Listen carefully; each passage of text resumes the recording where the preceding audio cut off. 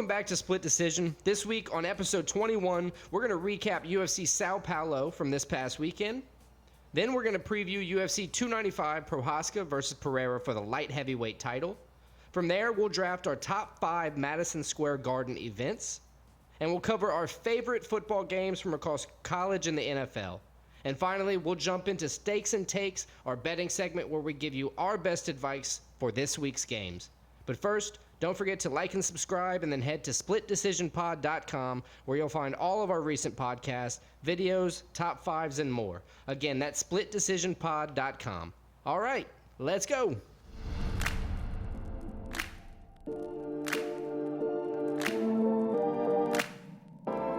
All right, so UFC Sao Paulo, fight night in Brazil.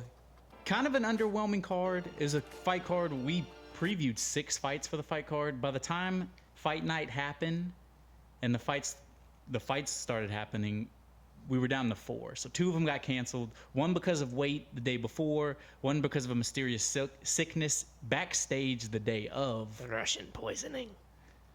I don't know what happened. Very weird. But the main event, Almeida Lewis, it was kind of underwhelming too. Almeida dominated the win.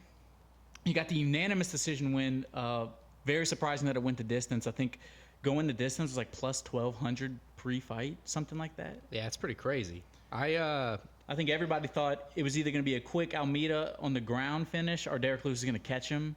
Instead, it was Almeida just keeping him on the ground, not being able to choke him out.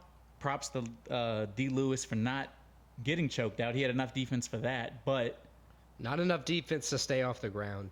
He couldn't defend the takedown, and then he got up a couple times, but I think it was something like 22 minutes of ground control time for Almeida in the fight. No, in a 25-minute fight. Yeah, it's absolutely crazy. Almeida landed 6 out of 15 takedowns, which that's crazy. That sounds better than he actually. Than it looked like for sure. Then it looked like for Lewis, right? Because it looked like he was on the ground the entire fight. Because he was on the ground the entire fight. Correct.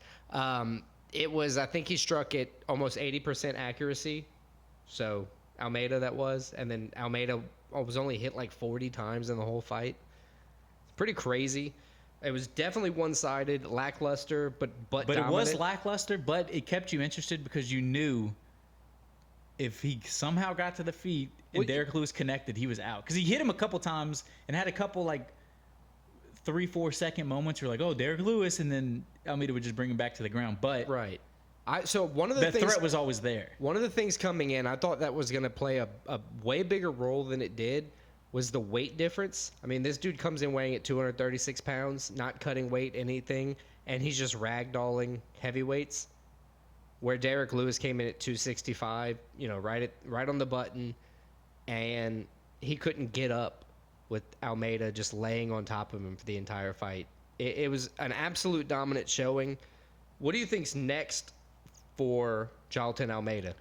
Well, I think he called out Cyril Gane. He called out Cyril Gane. I would love to see that fight. Problem is, Cyril Gane, the last time Aspinall called him out, he was like, I'm only taking the title shot next, blah, blah, blah. Right. So I doubt he would go down and fight a dude that could take him down and have that kind of matchup problem for him. I would like to see that fight, though. I think Almeida's for real. His ground game's so good, and he can knock some guys out, too. I don't think it's a title shot next. Maybe he gets the loser of the fight this weekend between Aspinall and Pavlovich. I was thinking maybe even tied to Ivasa, but that would give him a similar showing. Tied to Ivasa. As throw to what Curtis he just Blades had. out there maybe, because Curtis Blades has wrestling, so it'd be interesting. I think Curtis Blades has a fight coming up. The other option, another Sergey Spivak, if we want to go like wrestler against wrestler. Yeah, that would be one I would watch. I think he moves up the ladder in heavyweight, but he's probably still a win or two away from I think he needs to fight another wrestler, though. I think he needs to, be challenged, not with, Derek Lewis, where we kind of knew the game plan coming in. It's knockout or bust. And this was just two totally different styles. Right. I think we need a similar style to see if Almeida can hang with somebody. If he's an elite title contender. 40 pounds heavier than him, because I still think against the right opponent, that's going to be a very big disadvantage to Almeida. Yeah, but the point they always bring up is the last great heavyweight to be undersized like that was Stipe, and he's like arguably the greatest heavyweight of all time. That's true. Stipe was only like 235, 240. Yeah. Well, look, the co-main, if the heavyweight was lackluster, the co-main was an electric performance. It left everybody speechless. I'm sure it left you speechless. Left me speechless. It was surprising too. I think both Bonfim brothers came out, with, a lot of hype. One loss to start their career, but both second fights in the UFC was great rebounds. Fighting in Brazil. Right, fighting on their home turf in Brazil. Ismail Bonfim was canceled due to a weight miss the day before. And then Gabriel, his older brother, co-main the undefeated coming in. And got completely I think he won the first round, but he ran out of gas. It seemed like he hit a wall. Round. He hit a wall. People online were trying to say it seemed like he kind of quit. I don't think he quit. I think he might have gotten a hit. I mean, it was less than 30 seconds left in the round. If you're gonna quit, you're not quitting then. You're quitting in the beginning of the round. If you see like, we've been out here for a while, can't be that much time left. You're gonna give it your all to stay awake then, or to stay alive. You might just be that tired. You never know. But right. I don't think he quit. I think it was just either. Dalby's performance. Very impressive performance by Dalby. I think we both talked about. You picked Dalby. I didn't, but I said I picked Bonfim. Oh, you did. I lost that one as well. I thought you picked. But we talked about Dalby. We both picked Bonfim, but Dalby was definitely capable and he was definitely dangerous, and he proved that. Right, Dalby. Look, and being a doubter in Dalby on this one, I think it wasn't anything against Nicholas Dalby. It was more with how the money line looked. It was a minus 500 favorite for Bonfim. Yeah, it leaned heavily. Suspicious how crazy that money line was. Right. Because that was a pretty, even coming in, it was a pretty even fight. Right. So, but look, with that win, Dalby improved to 6-1-1 in the UFC. So a very impressive outing. I don't think we're going to doubt him again. He called out a top 15 opponent, not anyone specific, but he just asked the UFC for a top 15 in the welterweight division. I think he deserves one. I think maybe with a Renat Fakhreddinov draw against Zaleski dos Santos, I think he would be a good option. I think another good option would be either Neil Magny or Kevin Holland. Both of them fought recently, so they could always be kind of in line to fight again. Yeah, I feel like you always throw those two guys at somebody to be like, what level are you at? Are you top 15 worthy, or are you pecking ground worthy? Exactly. They're the two gatekeepers of the welterweight division. It's pretty sick. So what do you think? Outside of those two, anybody else other than Renat? No, I like those two picks. I think definitely a top 15 guy. I would say any guy ranked from like 11 to 15. He's not a top 10 guy yet. He probably needs a couple wins from that. So nobody like Ian Gary or anything like that. I think top 15. Cool. So the next fight was Nascimento versus Mays. I'd say a better heavyweight fight overall on this card anyway. More competitive, you would say. At least better to watch. Was this a unanimous or a split decision? It was a unanimous decision. Unanimous decision by Nascimento. This was another one that was two totally different styles going against each other. One guy obviously better on the ground. One guy proved to be better on the feet. It seemed like Mays was a little bit better. He struck him a little bit more, landed a little bit more. But Nascimento's ground game was just, Mays couldn't handle it. Yeah, I think that third round push from Mays is what, kind of edged the scorecards up to his favor from being a 30-27 across all three. Instead, we got 30-27, 29-28. Right. Yeah. I mean, outside of that third round, it was more of a dominant performance by Nascimento, or maybe not dominant, but a more clean striking performance from Nascimento. We'll put it this way: nobody's arguing that Mays should have won. It was clear that Nascimento was the winner. Correct. Yeah, it was a good judged fight through and through.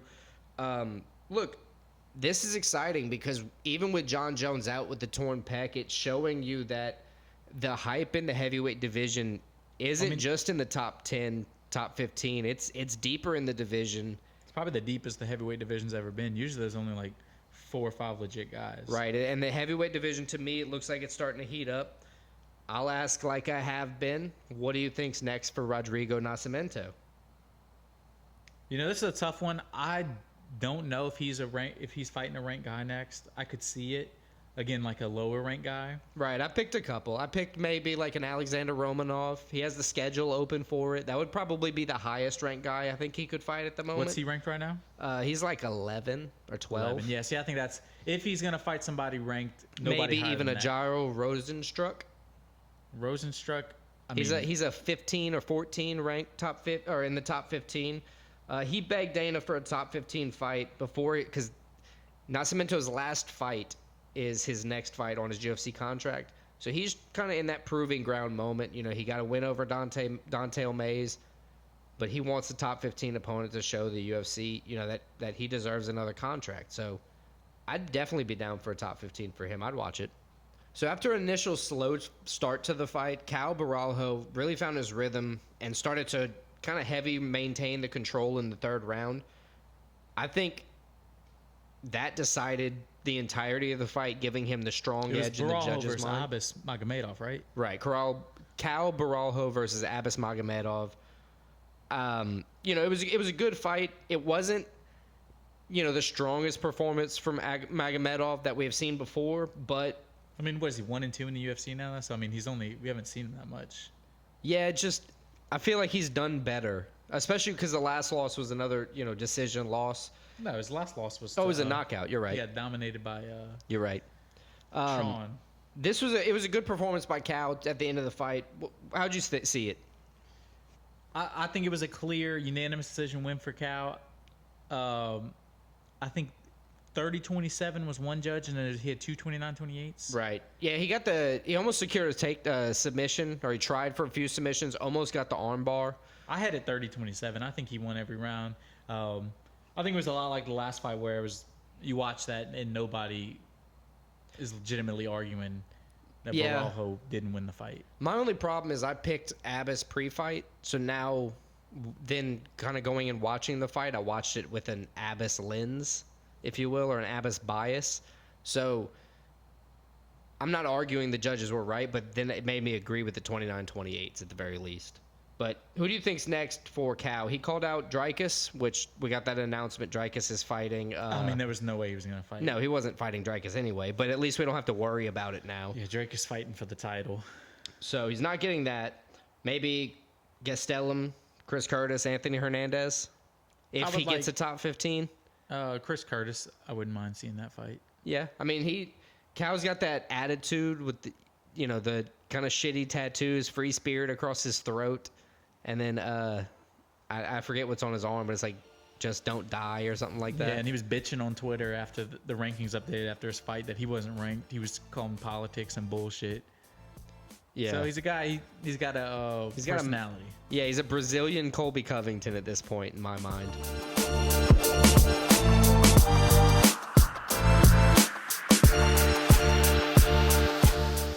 Okay, so this week's top 5 is going to be top 5 MSG moments in honor of the UFC returning to Madison Square Garden, New York City this weekend. Always big cards, big atmosphere, great crowd when that happens.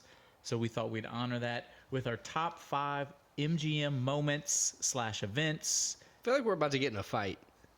It could be because I have a specific interest that I think that we'll get into it. Yeah, I'm about to exploit you on this one. I'm sorry.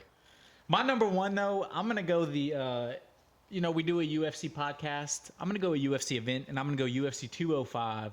This is when Conor McGregor became the first person in the UFC history to have 2 belts at 2 different weight classes. He beat Eddie Alvarez. It was one of his best performances. It was almost like peak McGregor MMA. It's iconic. 2 belts. He literally, say what you want about him now. He paved he was the first to do this. He was a pioneer for a lot of things in the UFC. He has a legendary left hand. It's a very good fight. And Eddie Alvarez is like a legit. He was a legit champ. He's a legit MMA great. I mean, it was just a great win. Right, absolutely. That is a very good number 1 overall. I like that pick for everything you said. For Conor McGregor's legacy, all the good and the bad we've seen of him. But I like that pick because it allows me not to show you my hand at all. So my number 1 is going to be the fight of the century, Muhammad Ali versus Joe Frazier. I had that one on my list. Yeah, I figured that. I mean, it's which one? They fought there twice. Like 1978, I think it 71. was. 71. 71 and 74. 71 was the one they dubbed fight of the century. Well, there was 2 fights, not Muhammad Ali and Joe Frazier. There were 2 fights of different boxers that were dubbed fight of the century. Which, yeah, they do that in football, college football all the time. Weird. Game of the century. Game of the century. All right. Yeah, Muhammad Ali, Joe Frazier, fight of the century, 1971. Thanks for the year. But, yeah, it was just great boxing match. It was historic. You got the draft dodger, Muhammad Ali, Cassius Clay fighting, almost said George Foreman, Joe Frazier at MSG. My number 2, and I'm sorry because I don't have to tell you. Actually, I'm not sorry yet. UFC 244 for the BMF, the first BMF title, Masvidal versus Nate Diaz. Keeping it in the fight game. It just a very good fight. It was a doctor stoppage win for Masvidal because of a cut over Diaz's eye. But if the doctor wouldn't have stopped that fight, it would have gone on and just continued to be an absolute war. Up to that point, it was a great fight. It was awesome. I think it's a very solid second pick. It locked in Masvidal as the first bad motherfucker. The Rock put the belt around his waist. And then he put the belt around Gaethje's waist when Gaethje unfortunately knocked Poirier out. Yeah, that's tough. So my number 2, that's not a bad... Was that your second one? That was my second pick. My number 2 pick is going to be... This is where it starts getting crazy. Yep, maybe. My number 2 is JFK's 45th birthday. It was held at MSG. It was the iconic moment that they have of Marilyn Monroe singing Happy Birthday, Mr. President. Yeah. She did it at this event. JFK, a great president. So great they had to kill him. Yep, we just got canceled. I mean, it's an iconic moment. Just got a text on my phone. It said FBI alert, canceled. Iconic moment. JFK, one of the most universally liked presidents of all time.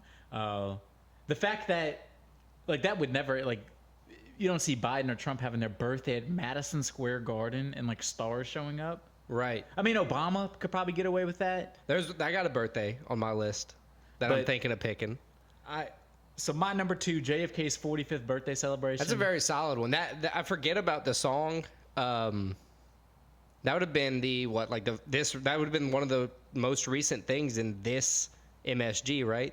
MSG 4 or 5, whatever they're on, because that would have been 68. Yeah, I believe so. So that would have been right after or right before a year or two before he died.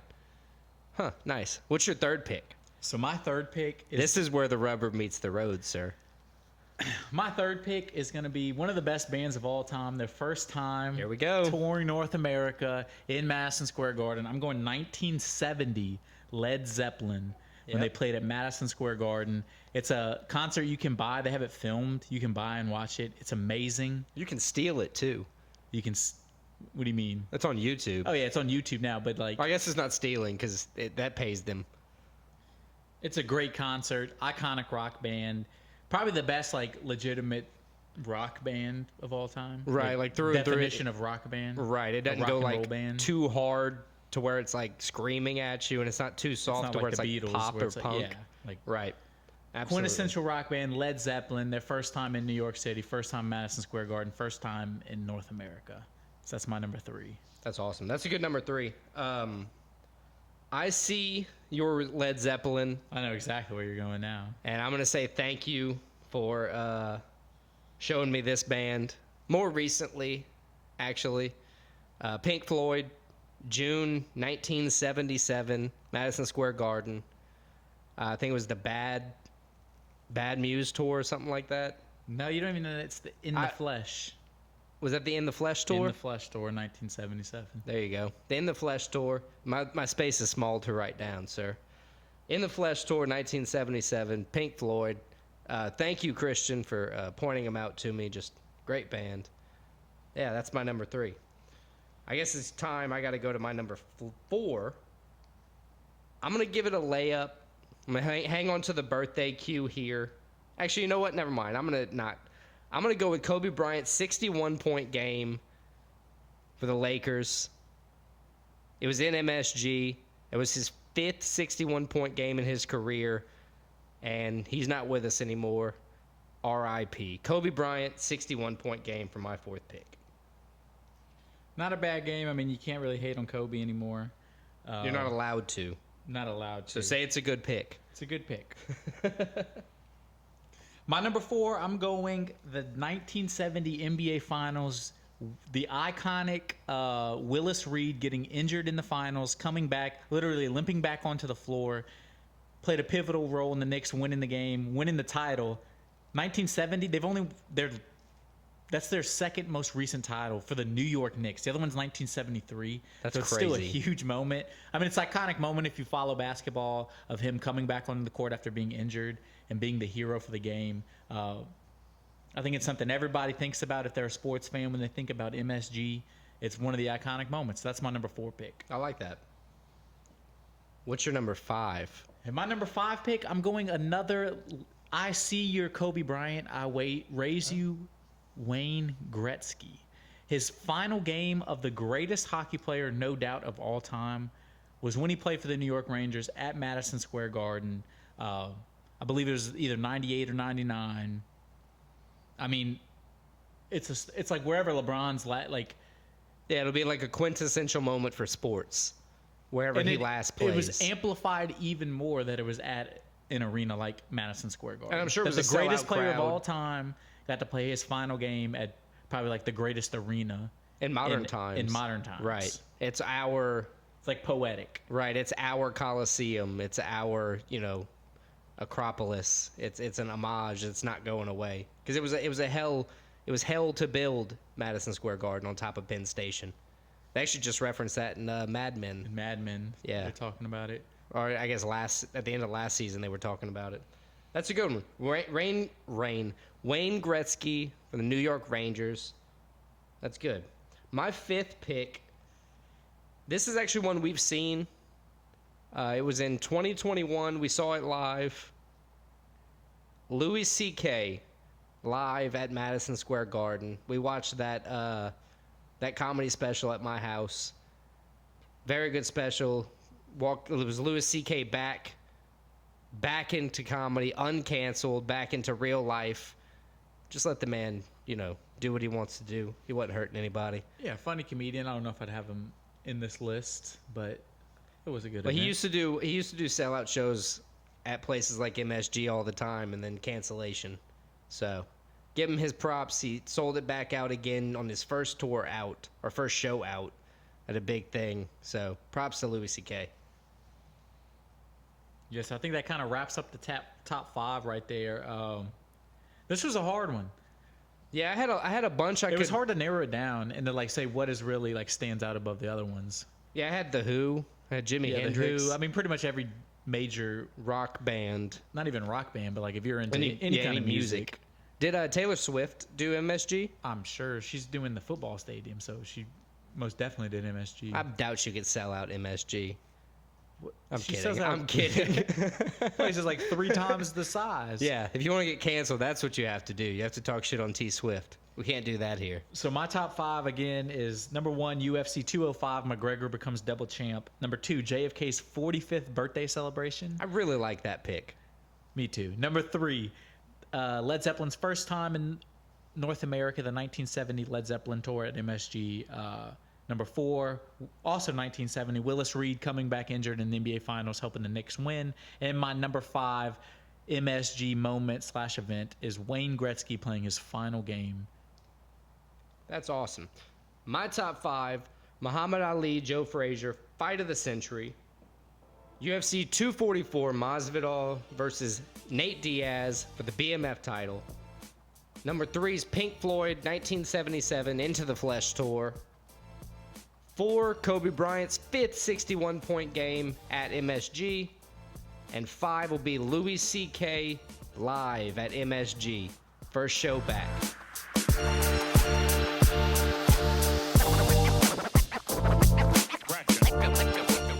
All right, so now we're going to preview UFC 295, Prochazka versus Pereira for the light heavyweight title. In the previously mentioned Madison Square Garden. Yes. First fight we're going to talk about is Diego Lopez versus Pat Sabatini in the featherweight division. Diego Lopez may be the best hair tattoo combo at UFC. Yeah, something like that. He looks like he sings in My Chemical Romance, but the Brazilian version, or the Brazilian tribute band to My Chemical Romance. It's like Jimmy Butler. Diego Lopez is 22-6 in the UFC with 8 KO victories, 12 submission victories, 2 decision victories, only losing 2 times by KO and 4 times by decision. So stopping fights is not his, or winning fights on the cards is not really his strong suit, it seems. Taking on Pat Sabatini, 18-4, 2 wins by knockout, 11 by submission, 5 by decision. Is this the first fight we've had where it's 2 guys we've covered before their fights? It's one of the first. Oh, it's like fight guys we've both yeah, I think so. One of the first. Yeah. 20 episodes, 21 episodes in. We're starting to have duplicates and triplicates. I like it. Pat Sabatini's lost twice by knockout and 2 times by decision. Diego Lopez is also 1-1 in the UFC. And like I said before, he loses more often by the decision than he wins. He has 6 total career decisions. 2 of them are wins, 4 are losses. So if this fight goes to the cards, I would expect him to lose. This is a stylistic matchup where it's like 2 strong ground guys, where Diego Lopez also has a strong striking game. So yeah, that's what I thought the difference was, is 2 guys great on the ground. Yeah, if they go equal Sabatini, there. I like both guys a lot, but I think because they're both great on the ground, they might neutralize each other. And I think Lopez's feet, his striking ability is going to be the difference in this fight. I have Lopez winning the fight. I actually have the same. I think the exact same with an equal ground game, or even if there's a slight edge to one of their ground games. I think the striking from Diego Lopez is going to be the contributing factor to the victory. The next fight, what you got? So the next fight, I think it's the first guy we've covered. This will be the 3rd time we've covered him. He was on one of the first fight cards we did. Previously mentioned triplicate. And for me at least, he's becoming one of my favorite fighters in the UFC, especially up-and-coming guys. It's a 27-year-old Benoit Saint-Denis taking on a tough opponent, a guy that knocks people out, Matt Frevola. Matt, the Steamroller. The Steamroller. He's a good follow on Twitter. He's entertaining. This is an exciting fight. I'm not going to say it's the most exciting because the main and the co-main are going to be so exciting. But yeah, those are statements in their own. This is a fight I'm looking forward to. Saint Denis has the killer ground game. Frevola more of a stand-up guy, but both guys can do the other one too. Right, you're saying both guys can either get on the ground or knock each other out. Saint Denis can knock people out. Frevola can. He's not terrible on the ground. Right. So look, Frevola, to your point, he's coming off of a knockout win to the chin Drew Dober. Yeah. Which is crazy, but he also has 3 submission victories in his career, and he's never been subbed. So it kind of shows you kind of what you're talking about. He's kind of versatile. He can knock you out. He can sub you. He can defend. Whereas Benoit Saint-Denis, he's coming off of, I believe... I think he has 4 or 5 straight wins, doesn't he? He's 4-1 in the UFC. Yeah, and 4 straight. He lost his first one, I believe. Correct. 4 straight. And he's been able to finish guys either way. He's won the 2 fights we've covered from him too. Absolutely, 3 KOs, 9 subs. He's only lost 1 fight by decision in his career, and he has 1 no contest. I think we're both picking Benoit Saint-Denis, the God of War. Yeah, Saint-Denis, as I said, becoming one of my favorite fighters. And I'm 2-0 picking him. I'm trying to be 3-0. Right, he's becoming our bell cow, our kind of money maker. He's an exciting fighter too. Like his fights are exciting. He gets finishes. In all seriousness, though, I think he has what you need to have in the lightweight division, especially right now, being as heavy as it is. You need to have somebody who's versatile, who can knock you out, or at least stand strong on the feet and have very good ground game. A killer ground game. Right. You have to be versatile in the entire realm of MMA to be great in the lightweight division. All right, so the next fight, Mackenzie Dern, another one of our favorite fighters, taking on Jessica Andrade. Do not get on her OnlyFans. Andrade coming in, I think 3 straight losses. 3 straight losses. But she's fought. This is her 5th fight this year. It's pretty crazy. She won the first one, has lost 3 straight, and she's taking on. She lost 3 straight by finishes. Yeah, all finishes. I think it was 2 submissions and a knockout. That's never a good sign. And then she kind of, you don't want to say rush back out there. I think she fought last in August. Right. But this is the 5th time you're fighting this year with 3 straight losses. Both fighters since 2021 have lost to Zhao Nianjian, female fighter in the UFC. Yeah. So not to kind of take anything away from that, but Mackenzie Dern has kind of ridiculous jiu-jitsu. Coming off, she won her last fight after the loss to Jean, correct? Right. Yeah, I think this is going to be, this is Mackenzie Dern still kind of ascending her career. We talk about this every week. Somebody's career ascending, or at least on the uprise, taking on Jessica Andrade, where her career, former champ, she was great when she was great, but her career is definitely seems on the downward slope. I got Dern winning the fight. I think when you say it, when we talk about the kind of career trajectories going down, a lot of people think of them as like stocks, where it's like, you're like a graph chart going down. I think of it as like the side-by-side escalators in the mall, where like one's going up and one's going down, but you kind of pass each other. Yeah. It's like, haha. I also picked Dern. I think her jiu-jitsu is going to cause her to, win the fight, probably by decision, to be honest with you. All right, so let's move on to the co-main event next, and these are the mucho importante ones. This is for the interim heavyweight belt. Tom Aspinall taking on Sergey Pavlovich. Two guys, maybe two of the two most exciting heavyweight fighters. Tom Aspinall, I mean, you watch this guy fight, especially in his last fight against Tybura. Marcin Tybura. I couldn't get his first name. I still can't get it, but Tybura. He was moving so fast and looked so good on the feet.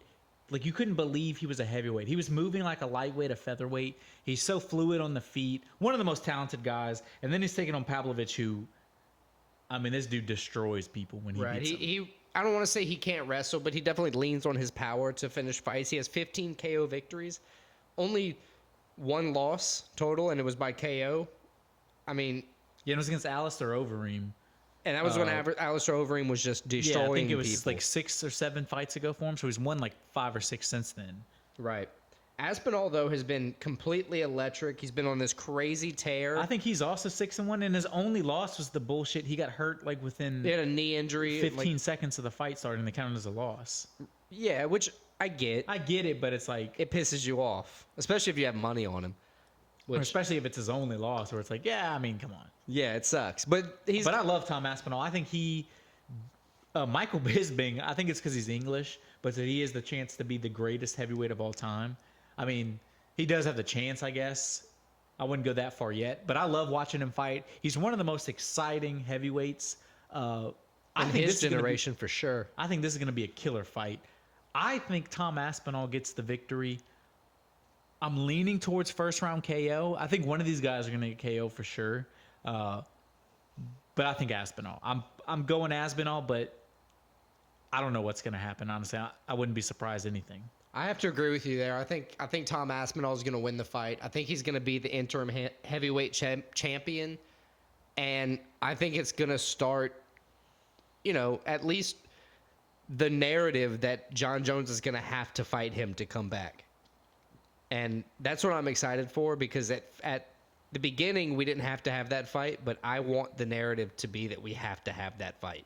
I want to see Tom Aspinall fight John Jones. Me too. Not for the interim title. Because Tom Aspinall but for the heavyweight. Belt. He's a jiu-jitsu guy. Right. Too. So let's go. You want to train with Gordon Ryan? We can go. That's what I want Tom Aspinall to do. I want them to have a real fight in the heavyweight division.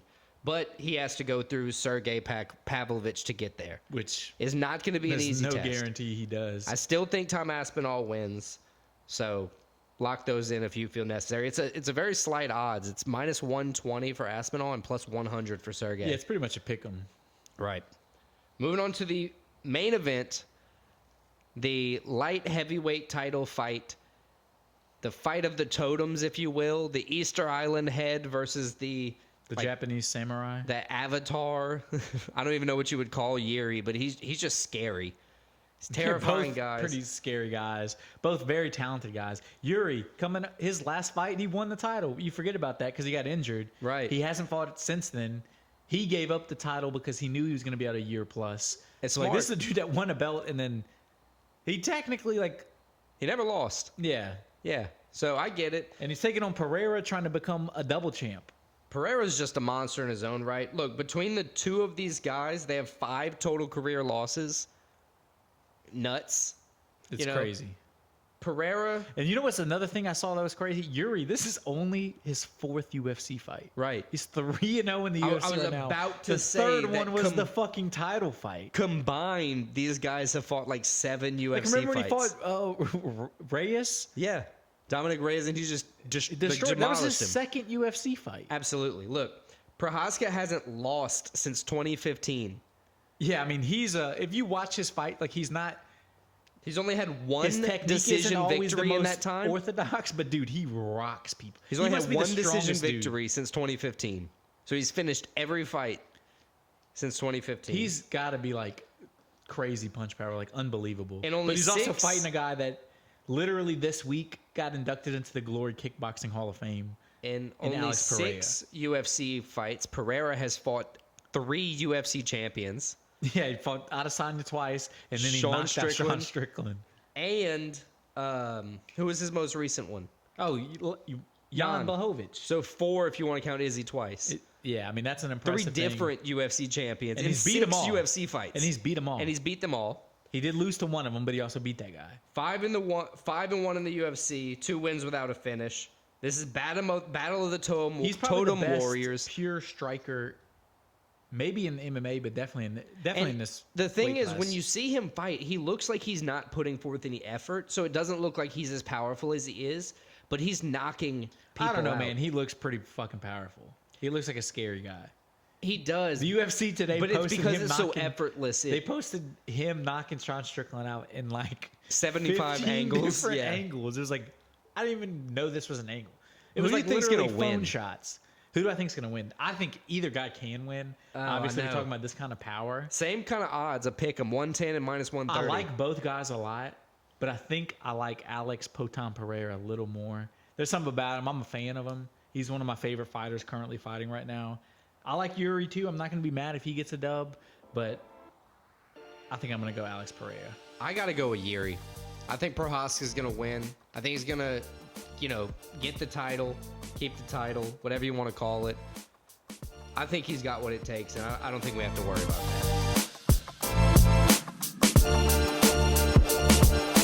that. Blue 42 say, hey! Let's jump into a little football. We're going to start with some NCAA, and arguably the game of the week. For some reason, it's starting at 11 a.m. Central Time. It's the number 3 Michigan Wolverines. They're number 2 now. Number 2 Michigan Wolverines taking on, I believe, number 10 Penn State. Number 9 a Penn big State. Big Ten Big Ten East matchup. Michigan, there's a lot of noise around the program right now with this so-called cheating scandal. Honestly, I'm on their side. That's not cheating. That's just scouting, I believe. But we're not getting into that. They're taking on Penn State, who, great football team. If you ain't cheating, you ain't trying, in my opinion. I follow that same opinion. But Penn State comes in, they're a team with James Franklin. They've been good for a little while, but... Thought you were about to say James Franco. I was like, really? That is nuts. He's the head coach. Wow. But as these James Franklin teams come to be, it seems like they lose the big games. They lost to Ohio State this year. It is in Penn State. I think it's going to be a tough game for Michigan, but I think the Wolverines are one of the best teams in the country. I think all this scandal talk has made them closer. Maybe. I don't think they like the noise. I think they're going to try to prove the haters wrong. I think they go in to Happy Valley, Beaver Stadium. I think they beat Penn State. So last week, Penn State held Maryland to negative 49 rushing yards. And then they dropped 51 points on But that's them. because in college, sacks count against the rushing yards. It's pretty so it's cool. kind of skewed. They Pretty just had cool. a bunch of sacks. Now, Michigan led in the air last week with 335 passing yards, and Blake Corum scoring 3 rushing touchdowns. They're the 2-time defending Big Ten champs. They look like, it's going to be between them and Ohio State. Both good offenses so far through the season, and they both have good defenses. Like Michigan you said, Penn quarterback- State only dropped it to Ohio State. Yeah, their only And loss. Michigan is 9-0. Michigan's favored by 4.5 with an over/under of 45.5. Who do you think wins? I said it before. Michigan gets the win. I know. I I need think to they're write one of it the best down, teams though. in the country. They've won the Big Ten 2 times in a row. I think they're going to win it a 3rd time. And I think the scandal talk, they're trying to discredit what this team's done the past couple of years. That's going to make these guys closer. I think they come in and they More of a tight-knit group. tight-knit group. I wasn't even thinking about the scandal whenever I was picking them, but I was picking them just because I thought they were the better team. But yeah, that is also true. They are the better team. moving on to the number 18 Utah Utes. They're 7-2. They're not fighting. They're playing the number 5 Washington Huskies, who are 9-0. So Washington, just like Michigan, is a team that is vying for a top 4 playoff spot. This is a huge game because one loss pretty much ends that for them. And look, I think they're taking on a good Utah team, a team that's lost a couple games, but they're a tough team. They've won the Pac-12 2 years in a row, so like they have experience. I think the biggest problem with the Utah Utes this season is they haven't had the best passing offense. Well, they've been missing their Cam Rising for most of the year. Right. That they've just been kind of playing injured, and they've had to play injured with kind of no timetable for return, which they've only lost 2 games. Props to them. But I think Washington's going to go 10-0. I think they're going to win. I think Michael Penix Jr. is going to lead them to, a very good win. I think the 9.5-point line is probably accurate. I got Washington too. They seem to be a team that when they play the big teams, the good teams, the ranked teams, they play their best games. I mean, they've had some close games against bad teams, but when they play the best teams, they show out. They beat USC by 10 points last weekend. Right, and that was a big 52-42 victory. That was a big game showing that their offense could compete. Yeah, he outdueled Caleb Williams. Right. Michael Penix. And he didn't have to do it all by himself. Of course, he threw 2 in the air. He got 1 on the ground, but, all the receivers helped out with that as well.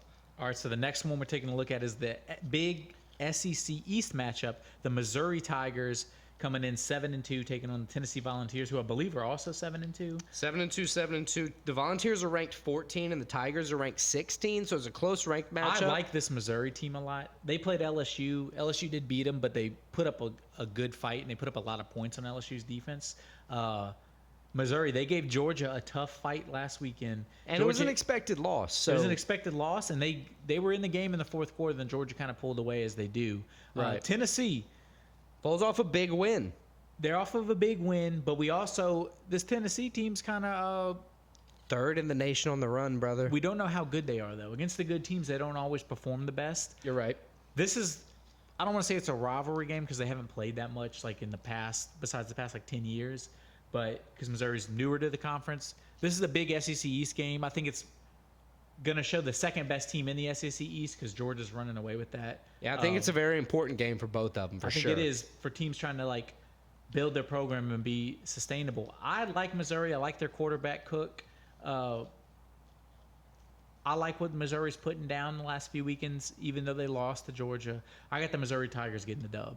So look, I like these lines. Tennessee money line -110, Missouri money line -110.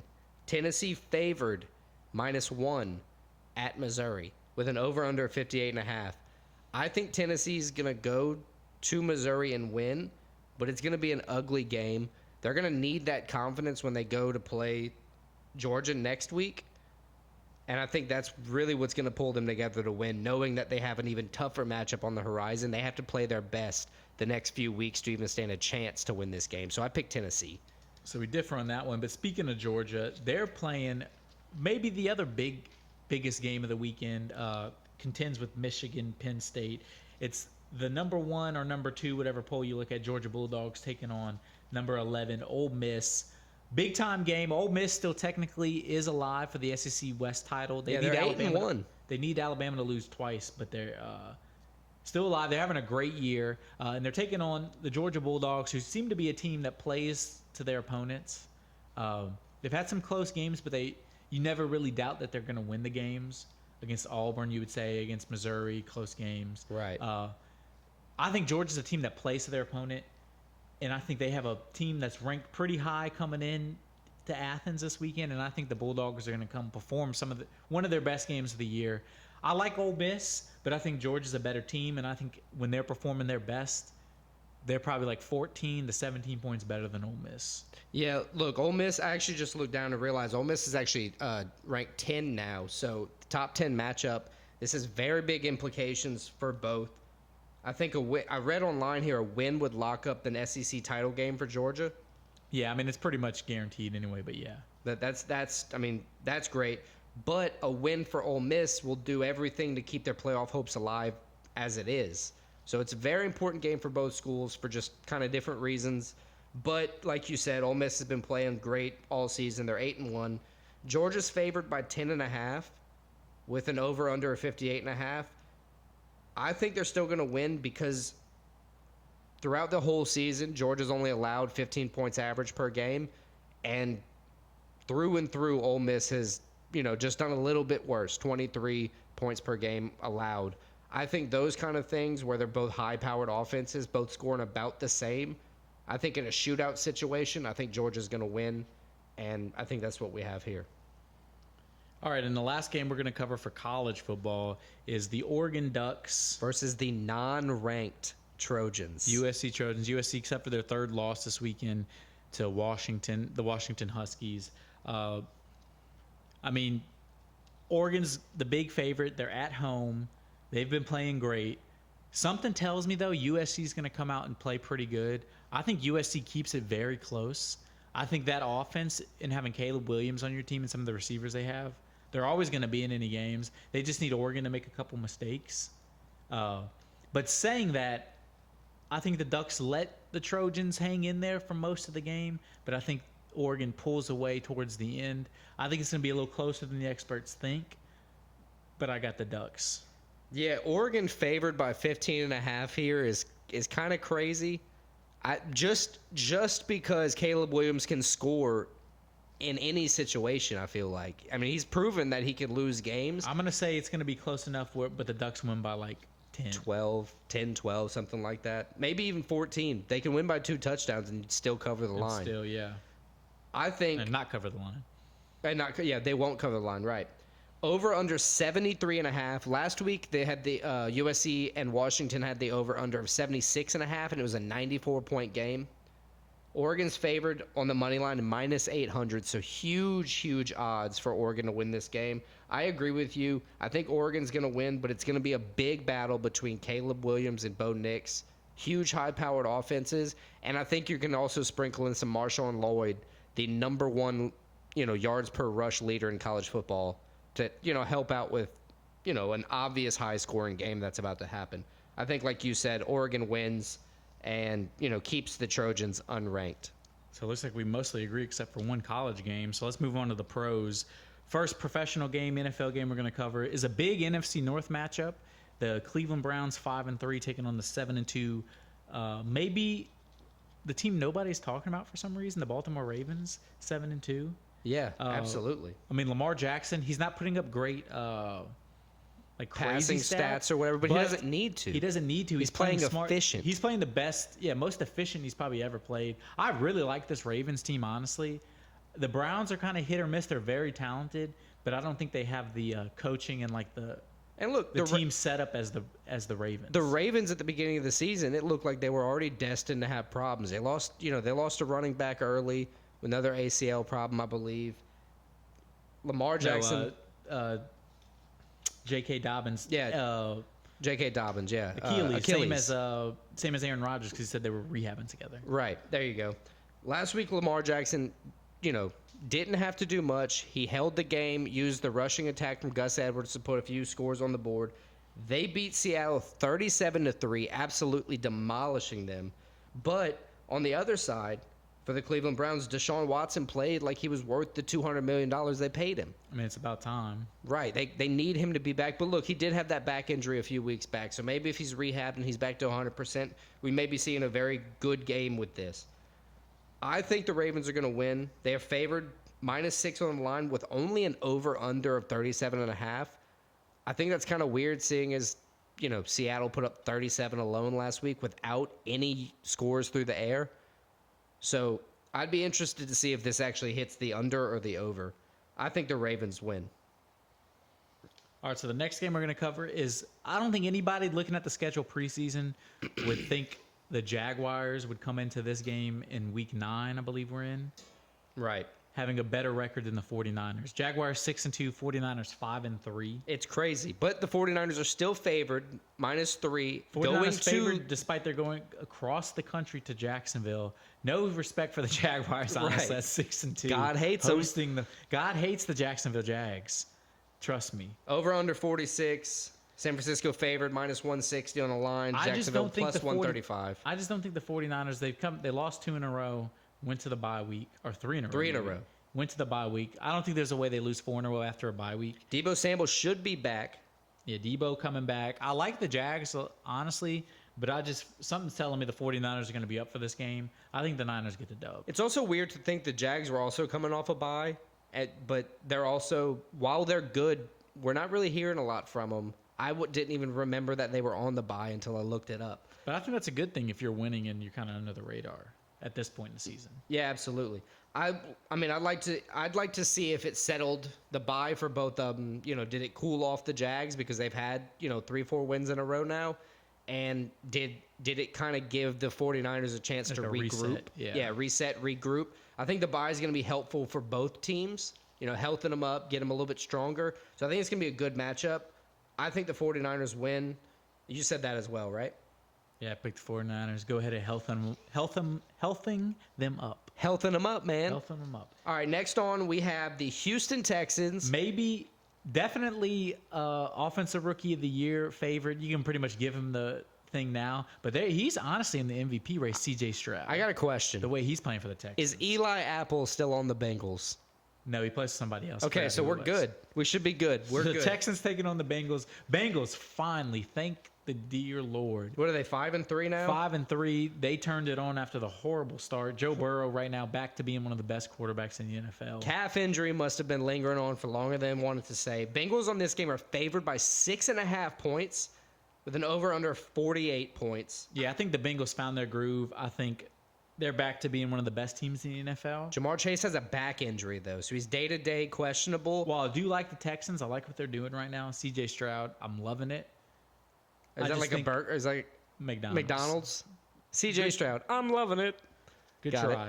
But I think the Bengals at home, I think Joe Burrow is going to be too much. I think it's going to be a higher scoring game, but I think the Bengals get the dub.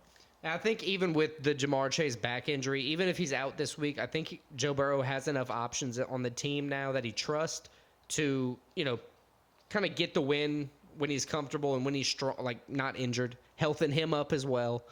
Get him all those victories that he can get. I think the Bengals win here. All right, so the next 2 games we're going to cover, I'm kind of wondering, these might be the 2 worst NFL games we've covered on here. But regardless, we're going to power through. I like Sam Howell. We're going to do the Washington Commanders. I don't like Geno Smith. 4-5 taking on, what's the Seahawks record? 5-4, 6-3? 5-3.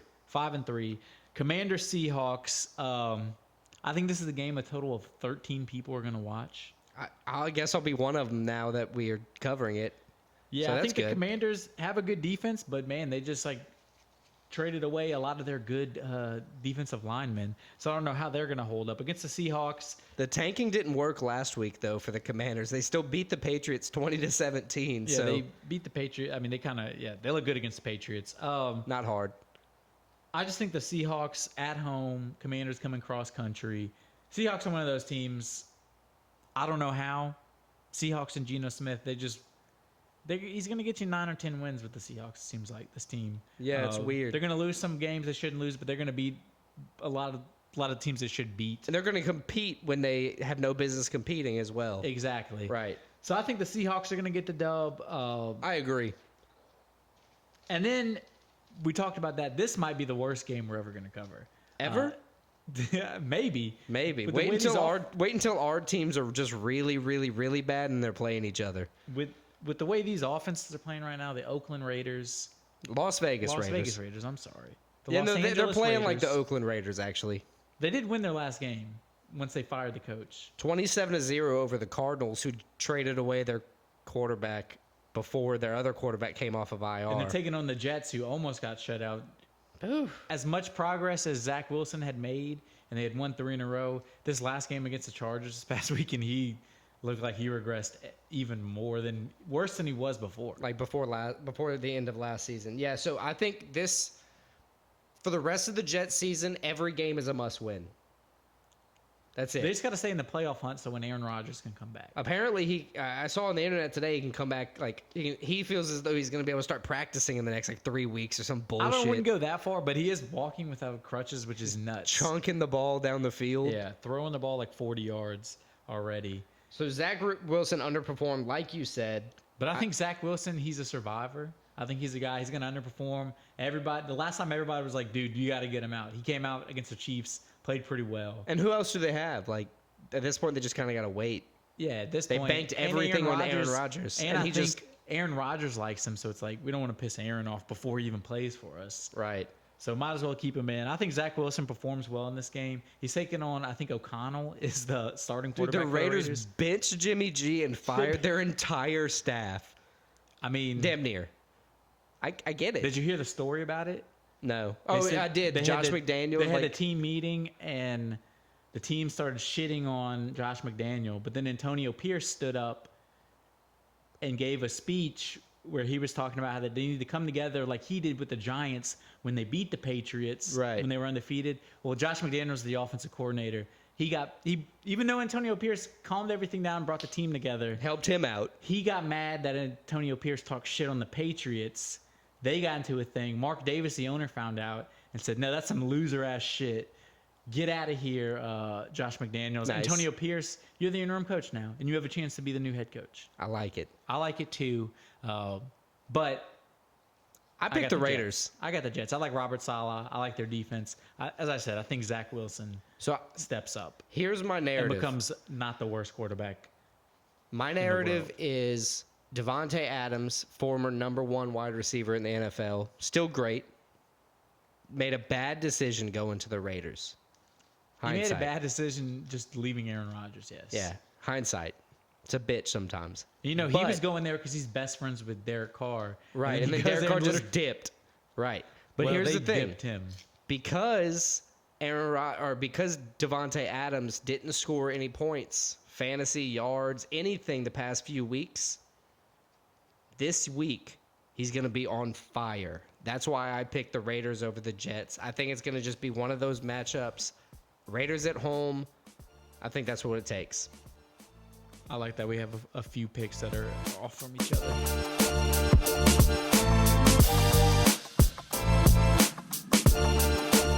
All right, now for Stakes and Takes, the betting segment where we recap and give you our best advice for this week's matchups. First, we have some cancellations that there were. We had Pereira versus Petrosian. That was canceled day before the fight, night before the fight, whatever. Or day of the fight. That was day of. And then Bonfim was night before. Night before. Then Bonfim versus Pichel, canceled due to weight loss. UFC for picks or takes. We only had 4 to choose from this week because 4 of to choose from. I went 1-3. You went 1. I went 3-1. Yeah, it's pretty bad. I had some takes that weren't that good takes. I did win the Nascimento fight. Obviously, you did too. My only loss was Bonfim and Dalby. I had Bonfim woman. That was a big upset. I had Magomedov as a loss. I do have a new theory, though, that I'm crafting, so I think I'll be fine moving forward. And then Derek Lewis is a loss. In college, I went 3-2, so a little bit better. I went 4-1 in college. My only loss, though, was I wish I would have went 1-4 and got LSU right, because my only loss is LSU losing to Alabama. I got Ole Miss right. I got Georgia right. I got Washington right. Got LSU and Kansas State wrong. Yeah, that Kansas State Texas game was crazy. I was wearing I got that Kansas State sweater. Texas jumped out. They were like 27-0. Then Kansas State came all the way back. Yeah, and we lost 38-35 or something like that. Yeah, it was crazy. 38-33. It was nuts. NFL, I did another 3-2. I did another 4-1. Damn, dude. I know. My only loss was the Rams. That's awesome. They got their ass beat. I shouldn't have picked them, but right. We thought the Packers were just that much worse. Yeah, the Packers came out and played well. Chiefs, Ravens, Bengals. What's the other one you got right? Chiefs, Ravens, Bengals, Eagles. Eagles. I got the Cowboys wrong and the Rams wrong. Yeah, so that brought me to 11-3 this week. So I had a very good week picking, and I really needed that. Man, I went. What, like 7-7? Jeez. 7-7. Oof. Yeah, that's not good. At least it was even. I didn't go well. All right, for stakes, I went 2-1. Went a little bit on the favor side for bets. One with the Kansas City money line and Cincinnati money line. Cincinnati Bengals, that'll be. I guess I should say the Bengals because Cincinnati could be a college. Yes. Kansas State and LSU were my losses, and then I got canceled Petrosian money line, like probably 12 minutes before the fight started. Yeah, I also had 2 wins and bets, which were my 2 NFL bets, Eagles and Ravens money lines. Nice. But I went 2 and 3. I didn't have a cancellation. I did have the Bonfim brother parlay. One of them got canceled, but then the other, I was hoping that would save me. Right, kind of give you a pass on a free win pretty much. But Bonfim he lost fair and square. The other Bonfim brother, so I count that as a loss. I also had the under Almeida Lewis, which I thought was a safe bet. Brother, the only under you had on that fight was Derek Lewis underneath Jalton Almeida. Yeah, went the distance over 2.5 rounds, so I lost that one. And then, as I said, the LSU money line, that's the one that hurts the most. Yeah, just kind of brush over that. We don't want to talk about that anymore. So 2 and 3 in bets for me. Okay. So, look, that brings up the season standings. We're going to talk about stakes first. I am now 43, 35, and 3. Christian, you are 44, 36, and 1. Finally edging me. I'm not edging you. Well, you know what I mean. Maybe. Yeah, so you no thanks. You got over me. You came over me. How do you want to say it? How do you say that? You beat me? You beat me off the top? I don't know. But yeah, you got me on the stakes right now. I'm gonna come back and I'm gonna beat you back off the top. So you don't have to worry about that. And then for takes, 107, 64, and 4 for myself. And Christian, you are at 108, 64, and 3 with AI right behind us, or actually kind of ahead of us if you think about percentages, but 60, 31, and 4. Still just kind of holding true. Had a bad week for AI, 7, 7, and 2. So kind of good for them. But yeah, you kind of have me in both categories right now, so I need to get my head out of my ass. And I have some good picks this week, some good stakes this week. What are your MMA bets this week? My MMA bets, I got Benoit Saint Denis money line. I also have Benoit Saint Denis money line. So the first time we covered him, I didn't pick him. I had him by submission the first time. It was still my biggest bet podcast. Yeah, it was like a plus 240 line, I think. It was crazy. I bet against him the first time, and I'll never do that again unless he's fighting like my favorite fighter. I got Benoit Saint Denis money line. I also have Jessica Andrade, Mackenzie Dern over. That's a good pick. I have another. Hits. As I said, I agree with you. I have the same Denis money line. God of War. I also have a second MMA money line, and it's Tom Aspinall money line. Ooh, I like that. What that was like a minus 110. Minus Is it pretty much toss up? Which I'll take that for Aspinall. I think it's gonna be a good fight. So yeah, nice. I only have one college bet. How many do you have? I also have one college bet. I got the Vols money line. Vols? The Tennessee Volunteers. The Volunteers. The Volunteers. The Vol. I don't know why do they call them the Vols. The Vols. The Balls. You're saying it wrong. It's all wrong. They're the Volunteers. That's a shitty mask. Never mind. Let's not even get into that. I picked the Tennessee money line. It's where I was born. Let's go Tennessee. I got. I think Tennessee loses, but regardless, my bet is the Michigan money line over Penn State. All right, I like it. I have 2 NFL money lines, and I'm going my tried and true. I think this is the 3rd or 4th time I've picked the Ravens money line. Hey, look, if it ain't broke, don't fix it, right? I think they're like minus like 260, 270 this week, taking the Ravens. And the other one I'm taking is the 49ers money line at Jacksonville. I also have the 49ers money line. I think they're going to come off the three loss losing streak and then the bye and come back with a good win. I agree.